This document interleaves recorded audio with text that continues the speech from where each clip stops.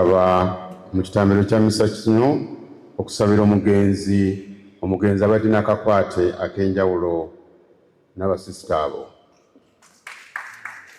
Kaakati mukadde kano kansabe famire ya Joseph mujja abazadde yateekeddwa okwogera omulongo Kato Kenneth jangu mu bigambo bitono ate ne Namwandu oba aliwo amukiikiridde.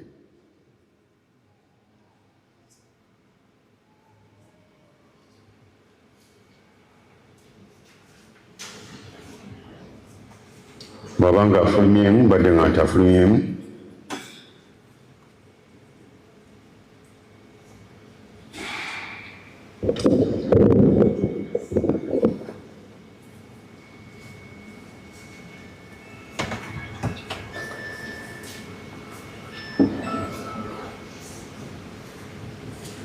Omukama mulungi obudde bwonna.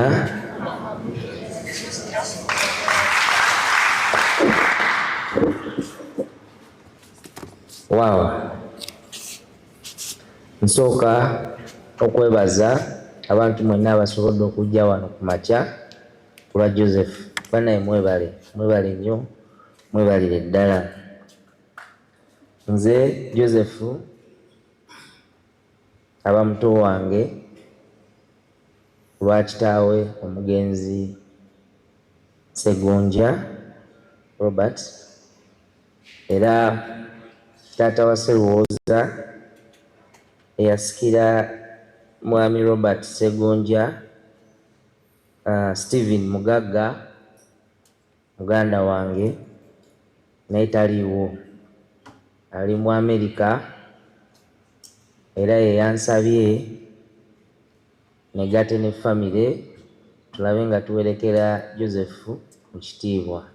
Twatandise nno nga mulwadde, naye obulwadde obwamangu nga bwe muwulidde, naye nga Dastan bwagambye muvudde mu ddwaliro lino mugenze mu ddala, buli omutuukawo baba baagala ebintu birala. Mu birala ebyo oluusi ogenda ne weebuuza decision oba muba muluddewoko katono, naye tetwaluddewo kubanga emulago bwe baagambye nti kirabika tugende mu theatre twetaaga $7,000,000, ne tusalawo ne tugamba nti tewali kyaki. Naye ng'omuntu gwe batwala mu theatre ekyamazima tali bubi, naye nga bo balaba nti I think there's a rapture ereese obuzibu, so agende mu theatre. Naye pressure y'engeri gye yabadde ng'eri waggulu nnyo, ng'ebyo byonna tebisobola kukola, so ne balwana basooke bakole ki, basse pressure ye. Mukama Katonda teyatusobozesezza na kutuukayo mu theatre. Njagala okwebaza muganda waffe ono yabadde naye Mulago, okuva ku Gombe Clinic paka Mulago paka ku makya, banaye tumukubireko mu ngalo.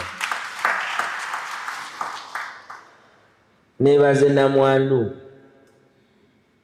Namwandu okuva ku Lwokubiri alwanagana n'obulamu bwa Sserwooza, naye nga tamanyi nti Sserwooza Mukama Katonda amutwala. Era bwe twabadde ffenna eggulo e Mulago, ye nga tannakkiriza nti Sserwooza akoze eki, tumusabire kuba mukyala muto, famire ya Sserwooza nto nnyo ddala, naye Mukama bw'ati bw'akoze eki, bw'ageze. Tusaba Mukama Katonda akugumye, naye ate era weebale kukkiriza n'oba mukyala wa Sserwooza, weebale kukkiriza n'omulabirira. Era nga bwe bagambye tomanya oba kubanga toli naye n'Olwokubiri yandibadde takola ki, n'olunaku oluddako yandibadde talutuusa.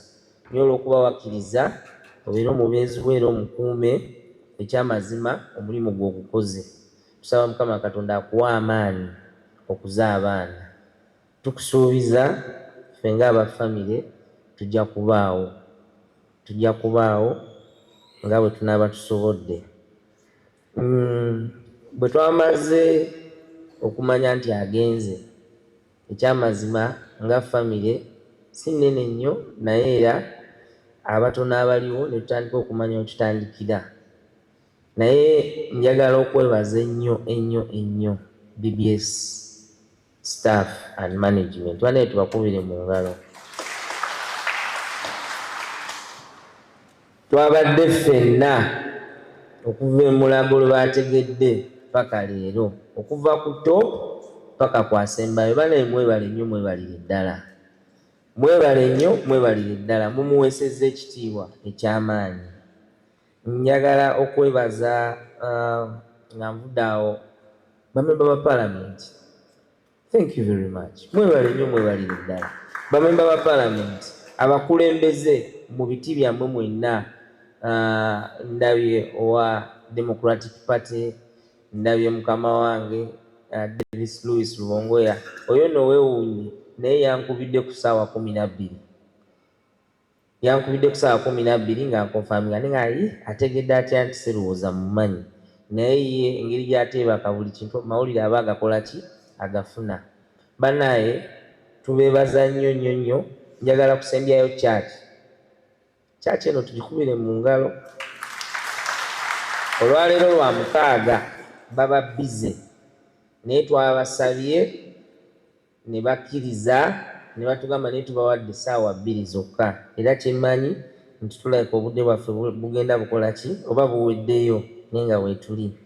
Church tugyebaza ne father webale nnyo, Father Marvin, thank you very much for accepting to give us this honor.